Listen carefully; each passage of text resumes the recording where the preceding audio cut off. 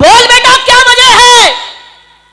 बोले पिताजी एक काम कर सकते हो, आपके रहने से इस घर में रोज कलह होती है, रोज झगड़े होते हैं।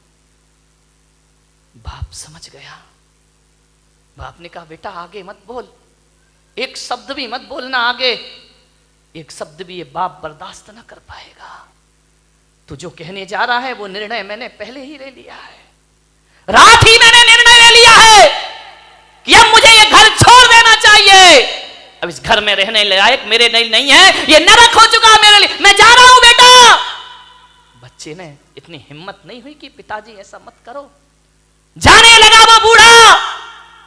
पोते को बहुत प्यार करता था, बच्चे से ज्यादा पोते पर मोह था। दौड़ा दौड़ा, दादाजी तुम मत जाओ, मैं तुम्हारे बिना नहीं रह सकता हूं। लिपट गया दादाजी से आकर, दादाजी तुम मुझे छोड़कर मत जाओ, मैं कहां सोऊंगा, किसके साथ खेलूंगा, किससे बात, कौन मेरी डिमांड पूरी करेगा? दादाजी ने कहा बेटा, छाती से लगा लिया उस पोते को, मेरे बच्चे आज मेरा जाना बहुत जरूरी है, एक बात याद रख बेटे, अब मुझे जाने दे, ज्यादा मोह मत बढ़ा। उसने कहा दादाजी मैं तुम्हें नहीं जाने दूंगा। दरवाजे पर खड़ा हो गया। दादाजी ने कहा बेटा देख, तेरे मम्मी पापा को मेरा यहाँ रहना अच्छा नहीं लगता है, इसलिए मैं ये घर छोड़ करके मैं तुझसे मिलने आऊंगा। तू स्कूल जाएगा तो रास्ते में मिल लूंगा, सड़क पे मिल लूंगा। उस पोते ने कहा कि दादाजी चाहे कुछ भी हो जाए मैं तुम्हें जाने नहीं दूंगा। लेकिन बहू देख रही है, बहू ने बच्चे को घसीटा, चल अंदर। ज्यादा दादाजी नहीं करना, जाने दो उनको। बच्चा दौड़ा दौड़ा गया दूसरे कमरे में। ठंडी के दिन थे, कड़कड़ाती ठंड। एक कंबल उठा के लाया। दादाजी आप कुछ नहीं ले जा रहे ना, ये कंबल ले जाओ, ये मेरी दादी का कंबल है, वो हरिद्वार गई थी तो वहां से खरीद के लाई थी, ये मेरे माँ बाप का नहीं है। माँ ने कहा चल दे दे कंबल, क्या बिगड़ता, इससे अच्छा कंबल ले आएंगे।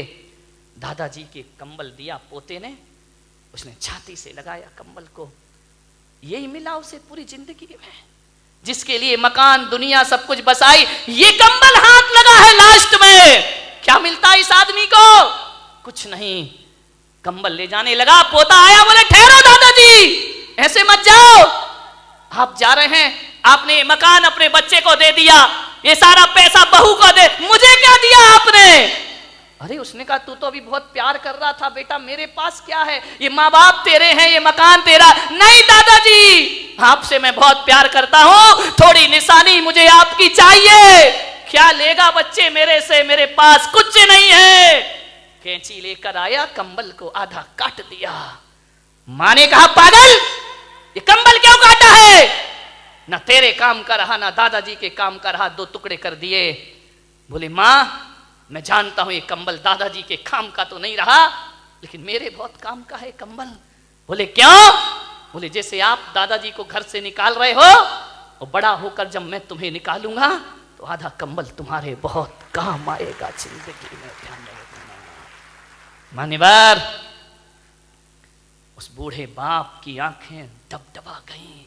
मैं दूंगा तुम्हें, जब तुम अपनी कमाई का अपने पिता को कुछ नहीं दे रहे हो तो मैं भी तुम्हें क्यों दूंगा? आधा कंबल संभाल के रखूंगा मैं अपनी जिंदगी में। बूढ़ा चला गया, आधा कंबल सीने से लगाए चला गया। ना जाने कहां जा रहा है उसे नहीं पता, कहां जाएगा ये भी नहीं जानता है। वह चलते जा रहा, चलते जा रहा, चलते जा रहा, एक फोटोग्राफर की दुकान पे पहुंच गया। उसने देखा, ना जाने क्या सूझी बुढ़ापे में उसको, कंबल दबाए हुए सीढ़ियां चढ़ गया। फोटोग्राफर से बोला कि बेटा मेरी एक फोटो खींच सकता है? उसने कहा दादाजी को क्या हो गया, फोटो खींच दे। आंखों में कीचड़, टूटा हुआ चश्मा, फटा हुआ कंबल। उसने कहा दादाजी खींचूंगा मैं फोटो, आइए बैठिए। उसको बिठाया। फोटोग्राफर ने रुमाल से दादाजी का मुंह साफ किया। इतनी जोर से बूढ़े ने उसके हाथ पकड़े कि बेटा जिसकी गंदगी बचपन में साफ की, उन बच्चों ने मेरा मुंह ना पोंछा। एक बात याद रखना बारामती वालों, ये कभी कभी जो प्यार अपनों से नहीं मिलता वो पड़ोस में प्राप्त हो जाया करता है। उसने कीचड़ पोंछा, चश्मा सही किया। दादाजी ये चश्मा टूटा है, ये तार निकला है इसका, सही क्यों नहीं किया? क्या करूं बेटा, जो कल तक आंखों के तारे थे उन्होंने चश्मे का तार नहीं सुधरवाया मेरे। फोटो निकाली।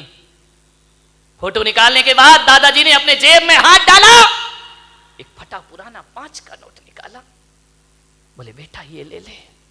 उसने कहा नहीं पिताजी, दादाजी अब पैसे नहीं चाहिए मुझे, मैं आपकी फोटो जरूर बना कर दूंगा। बोले मेरे पास कुछ नहीं बेटा, केवल ये फटा 5 का नोट है, तू रख, तेरे बहुत काम आएगा। उसने कहा नहीं दादाजी मुझे नहीं चाहिए। बोले रख ले बेटा रख ले। बोले मुझे नहीं चाहिए। तो बूढ़े ने कहा अपनी नहीं तो मेरी खुशी के लिए रख ले। दादाजी आपको ये 5 रुपया देने में खुशी मिलेगी? उसने कहा लाओ मुझे दे दो। उसने 5 का नोट देखा, फटा सा था। आज वो 5 का नोट हजारों की गड्डियों के सामने भारी पड़ रहा था उस फोटोग्राफर को। उसने लिया 5 का नोट डाला। दादाजी ने कहा 2 दिन बाद मेरी फोटो दे देना मुझे। बोले ठीक है। 2 दिन बीते। 2 दिन बाद 2 लड़के पहुंचे फोटोग्राफर के पास। बोले भाई साहब 2 दिन पहले एक दादाजी ने यहां फोटो खिंचाई थी, वो फोटो हमें चाहिए। आप कौन हैं? हम उनके लड़के हैं।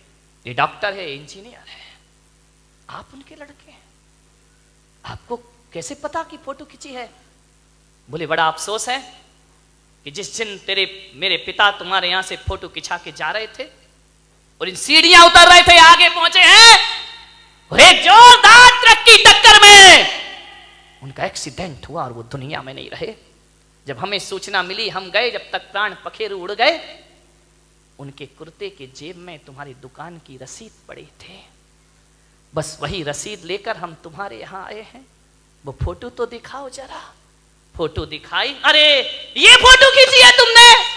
ये फटे से कपड़े, टूटा सा चश्मा, आंखों में कीचड़।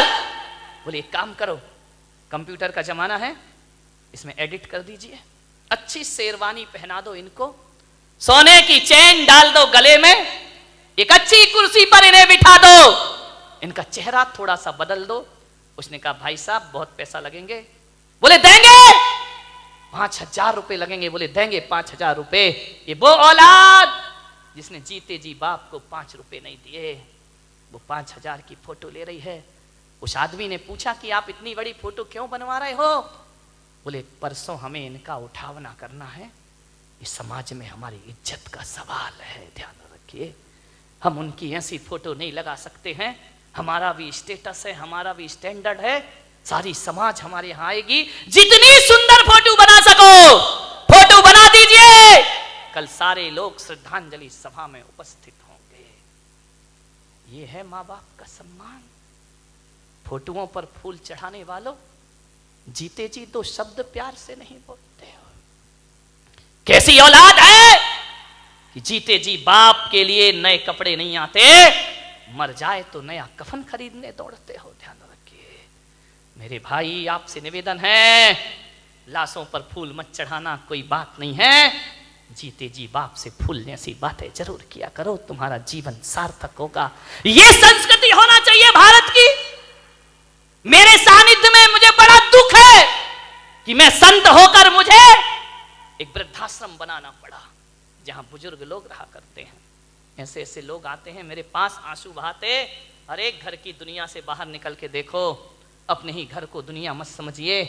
आते हैं मेरे पास, महाराज ये जिंदगी का अंतिम पड़ाव, कुछ व्यवस्था करो, हमारा बेटा हमें घर से। एक बेटा मेरे पास आया अपने माँ को लेकर, महाराज आपका वृद्धाश्रम बना है, आपका वात्सल्य धाम बना है, मेरी माँ को वहां रख दीजिए। मैंने कहा शर्म आना चाहिए तुझे, एक बेटा कह रहा है कि वृद्धाश्रम में रख दो। मान्यवर मैंने उससे कहा तुझे तो चुल्लू भर पानी में डूब के मर जाना चाहिए। जिस माँ ने कोख में रखा तू घर में नहीं रख सकता है, वापिस लेके जा इस माँ को। बोले आपने क्यों बनाया वृद्धाश्रम? मैंने कहा मैंने इसलिए नहीं बनाया कि कोई औलाद अपने बाप को मेरे पास भेजे। नहीं भाई, ये तो मेरे लिए सबसे बड़ा पाप हो जाएगा। और मैं बारामती में कह रहा हूं पुलक सागर इस देश से वृद्धाश्रम की परंपरा खत्म होना चाहिए, समाप्त होना चाहिए। एक भी वृद्धाश्रम इस देश में नहीं होना चाहिए, एक भी ओल्ड हाउस इस देश में नहीं होना चाहिए। ये बदनुमा दाग है भारतीय संस्कृति पर।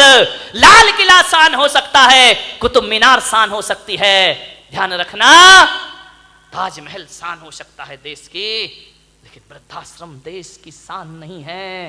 ये भारतीय संस्कृति पर मारा हुआ तमाचा हुआ करता है। एक बेटा माँ बाप को वृद्धाश्रम में रखता है, मैंने उसे 1 घंटे समझाया, बेटा माँ को मत निकाल अपने घर से।